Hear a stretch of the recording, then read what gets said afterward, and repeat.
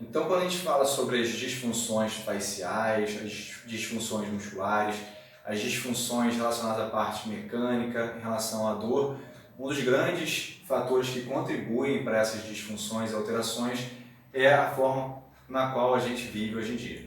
A nossa sociedade, hoje em dia, é uma sociedade extremamente sedentária, que pratica pouco exercício físico e também que faz pouca atividade física, ou seja, se movimenta cada vez menos durante o dia. E essas alterações de função, essas alterações de movimento, fazem com que você tenha alterações tanto posturais, alterações relacionadas à dor e também alterações relacionadas à parte mecânica, ou seja, você começa a fazer com que alguns tecidos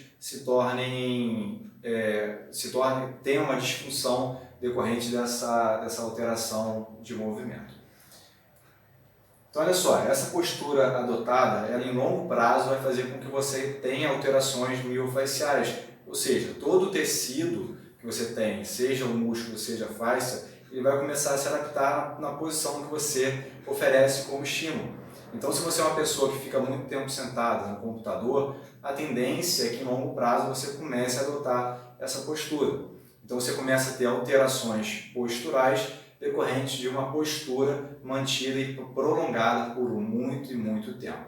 Tá? Então, essa falta de mobilidade, essa falta de movimento começa a prejudicar a função do músculo e a função da face. Tá? E, obviamente, outros sistemas também, tá? Porque nesse curso estou falando somente sobre a face, sobre o músculo, mas, obviamente, você tem várias outras funções que são prejudicadas.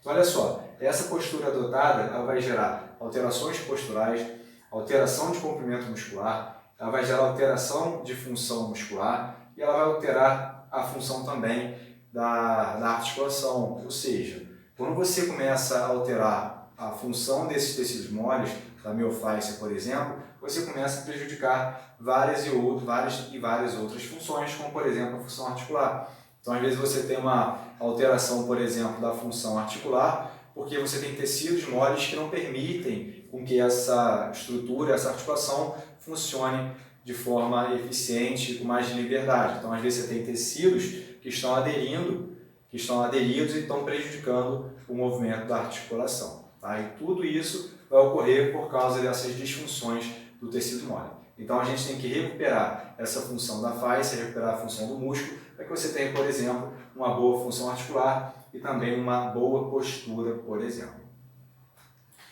Isso aqui é muito justificado nessa questão, por exemplo, de função muscular, tá? de função, por exemplo, da articulação, de postura, com a relação comprimento e tensão, ou seja, o músculo ele tem um comprimento ótimo para gerar força.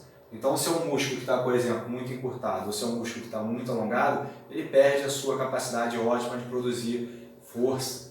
Tá? E uma das coisas que acontecem, por exemplo, quando você tem essas alterações de postura, essas alterações do tecido mole, esse músculo ele fica mais encurtado, ele fica aderido. Então, essa aderência pode prejudicar, por exemplo, a sua capacidade de produzir força. É por isso que a gente também utiliza a liberação miofascial para melhorar, por exemplo, a performance. Por mais que a performance ainda na literatura não seja tão comprovada cientificamente, mas melhorando essas funções, teoricamente você consegue também melhorar a performance. Aqui a gente tem as síndromes cruzadas, que foi descrito por Vladimir Janda, que são as síndromes cruzadas superiores e as síndromes cruzadas inferiores. Então, nessa síndrome aqui, você tem músculos que estão mais fortes ou mais encurtados, e você tem músculos que estão mais alongados e estão mais fracos, por exemplo. Então, nesse padrão aqui, tá, seja da síndrome cruzada superior ou da síndrome cruzada inferior, você tem músculos que vão se beneficiar mais da liberação miofascial, como, por exemplo, peitoral maior, peitoral menor, trapézio superior, porque são músculos que geralmente são bloqueados em encurtamento. Então, por exemplo, nessa síndrome cruzada superior, o cara geralmente está nessa posição. Então, esses músculos aqui da região anterior, da cadeia anterior, geralmente eles estão mais encurtados. Então, eles vão se beneficiar bem da liberação miofascial para reduzir a tensão e reduzir o drive neural nessa região. Assim como também o trapézio superior é um músculo que geralmente está tenso e a liberação miofascial, né, cabe muito bem para esse grupo de musculares. E outros grupos musculares vão se dar muito bem, por exemplo, com fortalecimento, como os romboides, serrátil anterior, tá? Trapézio medial e inferior. Na síndrome cruzada inferior, por exemplo, geralmente você vai ter um psoas que vai estar mais tenso, os extensores da lombar, da coluna vão estar mais tensos, então são músculos que vão também, mais uma vez, responder bem à liberação miofascial para reduzir essa tensão. E outros grupos musculares vão precisar mais de fortalecimento, como por exemplo o transverso abdominal e o glúteo, que geralmente estão inibidos e estão mais fracos, até pela forma como a gente vive hoje também. Pouco movimento, tá? E muito tempo sentado. Alguns aqui dos fatores que influenciam, por exemplo, na saúde do tecido facial, um dos principais é o sedentarismo, ou seja, quando a pessoa ela fica muito sedentária, sem praticar atividade física, sem praticar exercício físico, esse tecido facial ele começa a ficar mais viscoso e menos hidratado.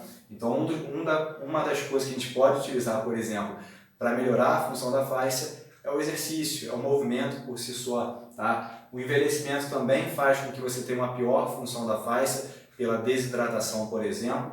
Lesão cicatriz, então processos cirúrgicos, principalmente os processos cirúrgicos de maior extensão, podem fazer com que você tenha uma função da face não tão saudável, pela deposição em excesso de colágeno, o que faz com que aquele tecido fique mais rígido.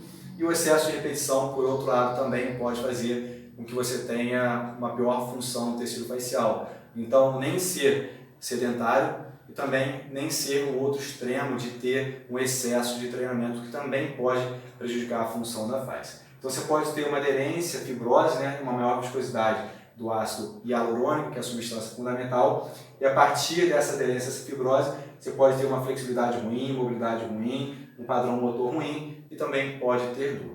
Tá? Então, aqui a gente já tem alguns fatores que a gente pode, teoricamente, modificar, né, como, por exemplo, o sedentarismo. A gente sabe que a liberação miofascial por si só, né, principalmente se for feita de forma passiva, ela vai até ajudar, mas o importante é que você tenha uma associação, por exemplo, de exercício com a liberação miofascial, mas também uma boa nutrição, por exemplo, uma boa hidratação, porque o tecido facial ele é basicamente também composto por água e por isso ele precisa estar bem hidratado, porque essa hidratação influencia diretamente, por exemplo, na função do tecido facial.